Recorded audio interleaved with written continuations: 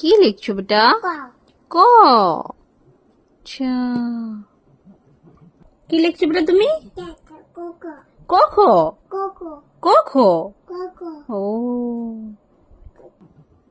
বাবারে, কি সুন্দর কটো লিখছি। এরকম ক হয় বেটা? আর কি লিখছো? ক আর ক আর খ।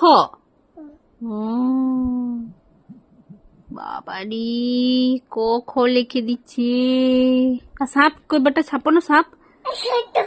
ও ওইটা সাপ। ও ওপরেরটা সাপ। আর কটা?